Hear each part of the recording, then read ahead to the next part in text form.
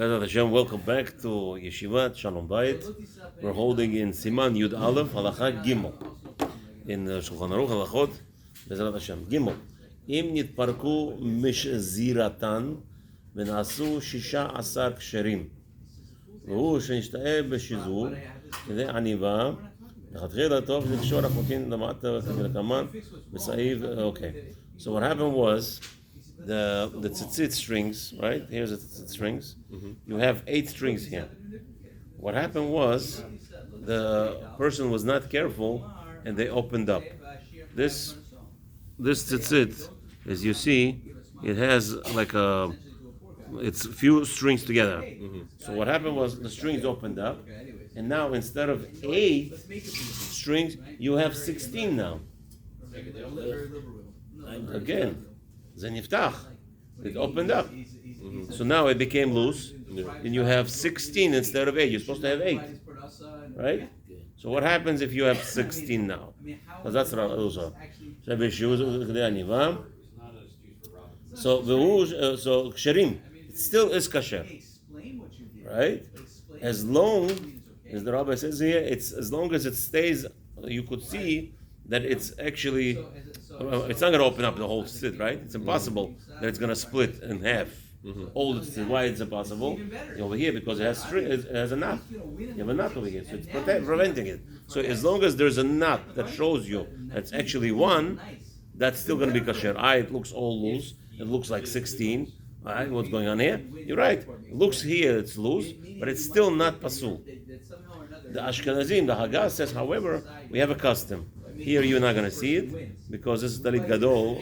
I'm not so worried about it much. But the Talit Katan you'll see by me. Talit Katan, what the Ramah says. You see over here we do nuts. On top we do a nut. We do a nut. Right. Do the nut. You did the nut? Yeah, I did the nut. After I do my own tzit. Oh, okay. Okay, then I do the nut. Let's say you buy the tzit. Huh? You don't know how to do it? B'ezrat Hashem, I'll teach you how to do it. It's not a big deal. This is Baruch Hashem. This tzit I did after my hospital. It took me a long time, but still I did it. I was and you see, most of them have knots. Some of them untied because my hand doesn't work so good, so I don't tie so good. But yes, you're supposed to tie it. And B'ezrat Hashem, when the Ramah says this will cause, it will not split in half. You hear? That's the beautiful thing. That's the suggestion of Ramah. Dalet. Orech hachutim. What is the length the strings have to be? Hashmona and pachot midalet gudalim. The length after the. So we're going to use from the Talit Gadol. That's why we didn't take it off. Okay, that's good. So now we have examples because I cannot pull my visual aid. Right. So like this. The rabbi says, how long does each string have to be? It says not less than dalet gedolim. Gedolim is this, right? So you have to measure 4. 1, 2, 3, 4. So basically, till about here. The string has to be this long. Minimum this long to be kosher. 4 gedolim, maybe a little bit smaller. Okay, you take the measurement of 4 gedolim, which is about, let's say, 3 inches. This gedol, not berocham. What's berocham? Gedol is this. This always gedolim means this. From here to here. Yeah. Gedol from here to here. Not like this. That's going to be etzba already. You need this, just from here to here. So basically, 4. Or 1, 2, 3, 4. So like this, basically. That's how long the tzitzit have to hang from the tzitzit. Okay, to be kasher. V'yesh shomrim, however, some say 4, no, 12. Why? That's a lot. V'chen that's our minhag. That's why we have all our tzitziyot long. Okay, but again, le'alacha, we'll see. V'chen Ulemala en lahem shiur. However, tzitzit in reality could be even 1,000 feet long if you want. There is no end. Ve'im asao orech yoter midai yachol lekatzro. So the rabbi says over here, the Ramah says you're allowed to cut off if it's too long. Ve'en bazeh mishum ta'aseh v'lo min ha'asui. And you cannot declare, well, it was not kosher 100% because it was 20 inches long. You can't say, oh, it's 20 inches long. Now that you cut it, maybe now you made it. What's his name? Meaning you prepare. Now you made it usable. Till now it was not usable. Now you made it usable. So maybe it's not kasher anymore. No, there is no such question because we have the rule that there is no limit of the length.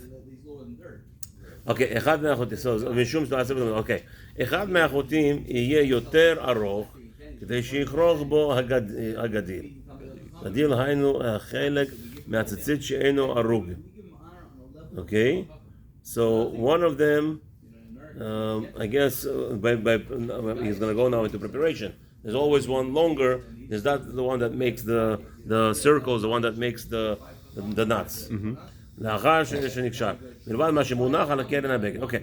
אין עושים הציציות מהצמר הנאחז בקוצים כשהצאן רובצים ביניהם.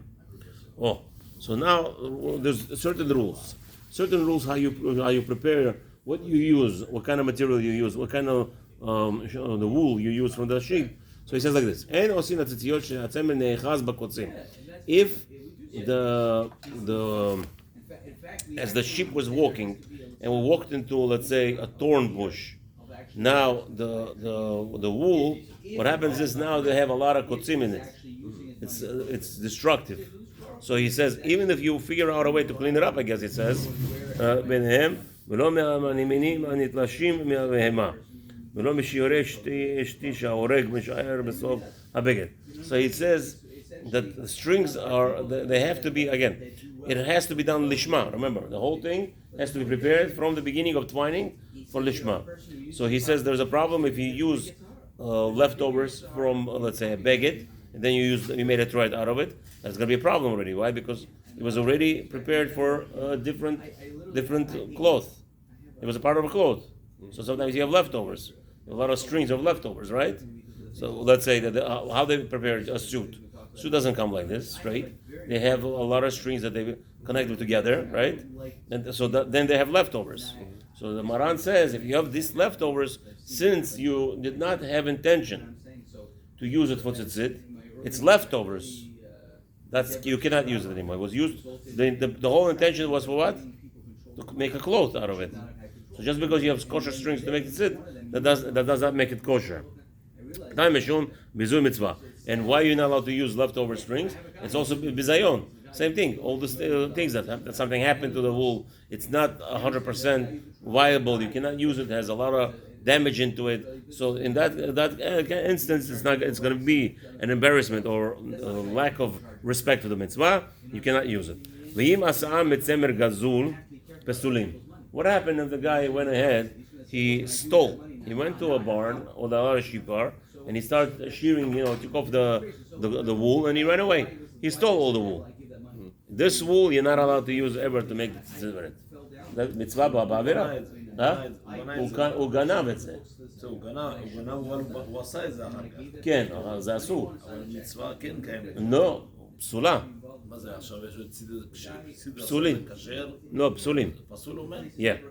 פסול, כדכתיב, ועשו להם משלהם. In order for your tzitzit to be kosher, because the Torah says you should make for yourself tzitzit.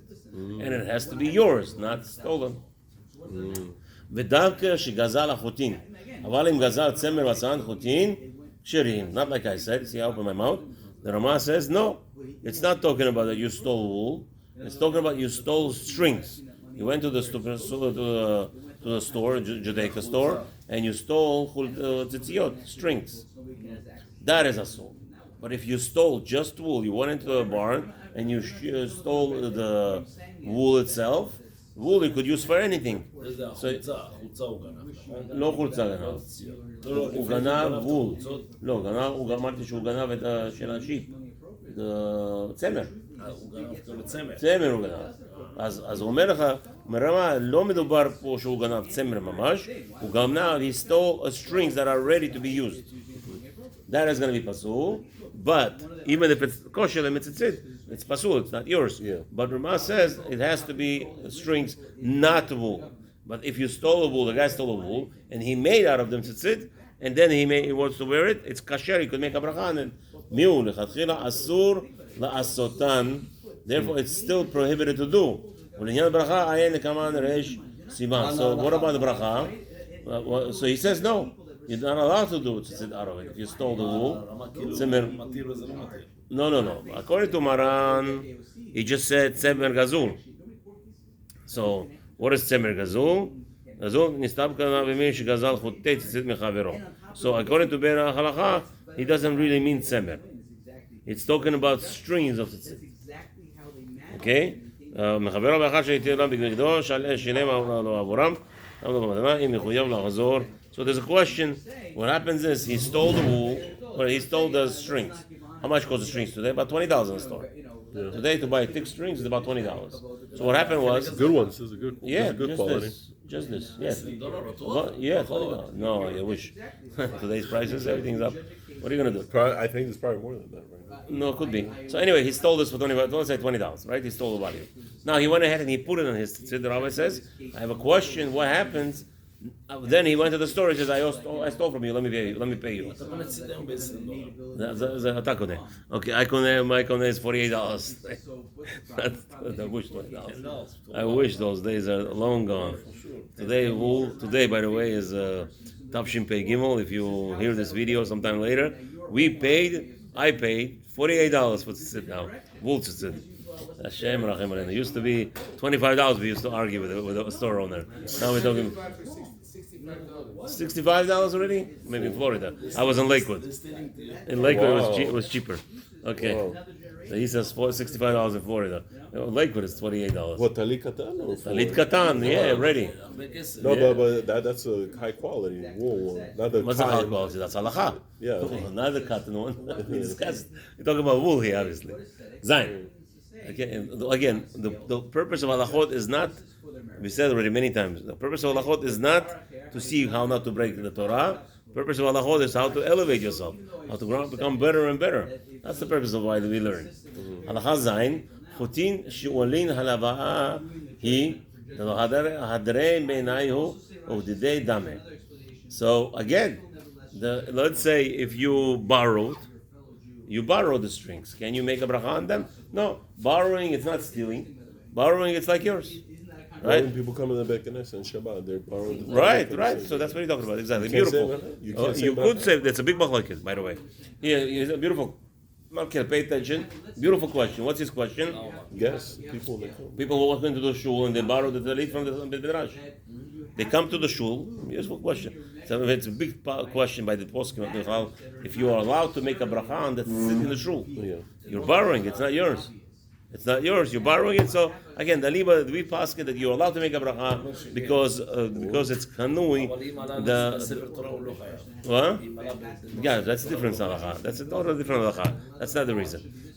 He's asking, what about if you go up to Sefer Torah? I don't know why we got to Sefer Torah now. We'll see that in Sefer Torah it's dicha de dibura because it's going to take time to make a bracha, so you're not chayav.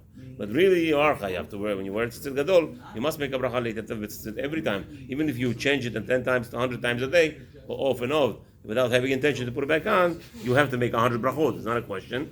But by the Sefer Torah, it's different. Sefer Torah, it's tzircha de tzibura, because you're gonna make people wait for you to make a bracha.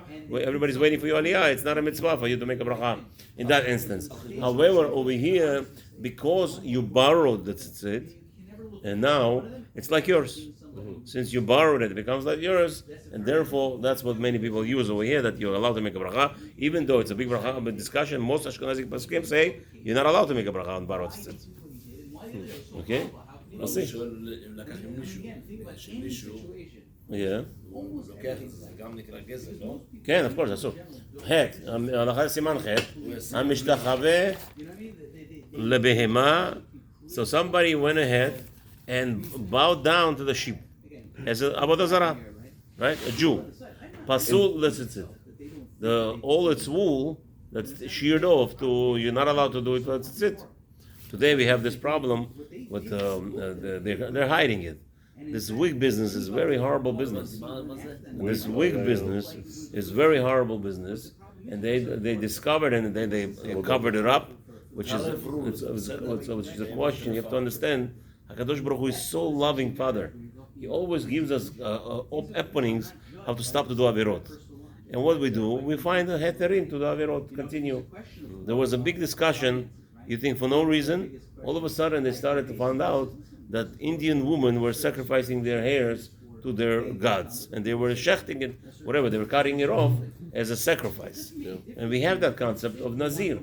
Nazir, by us in the Torah, would make a neder, and Gemara brings out then in the Masechet Nadarim, where Rabbi Yehuda would never eat Nazir's korban because they all do it for gava.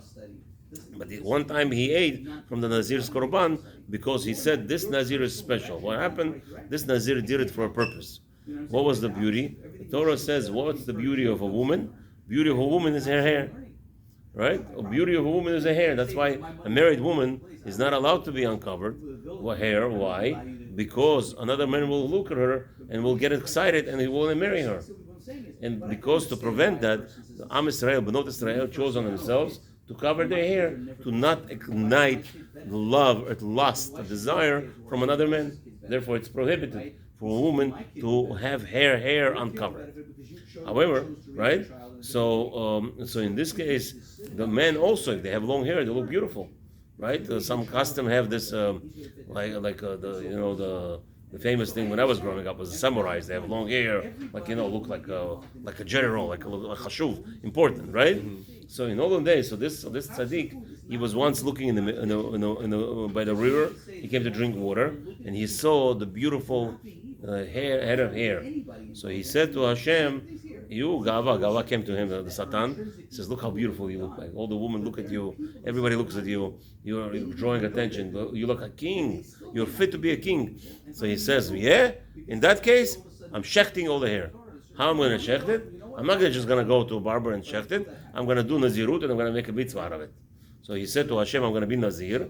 And what happened was, after 30 days, he came to Beit HaMikdash to shecht the hair off and to bring a korban, Nazirut.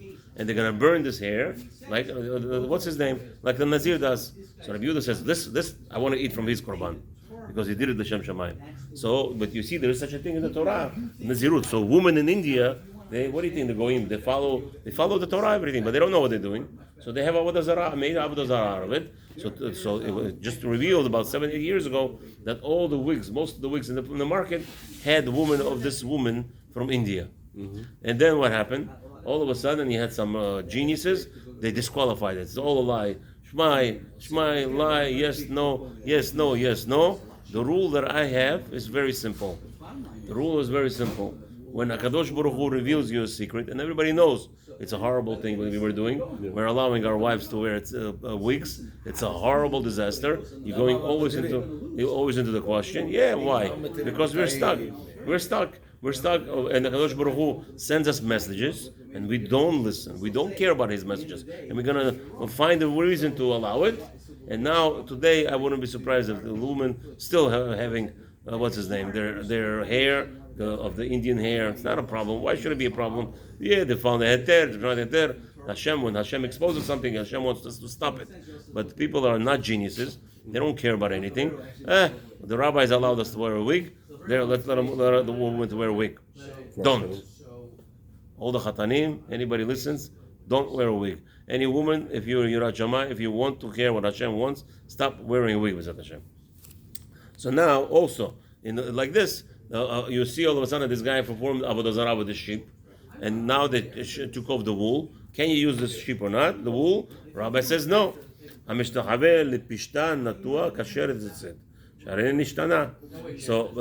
what's his name? However, what about linen? Where does linen come from? Flax, right? Flax. The flax is coming down from the trees, right? Yeah. So this linen.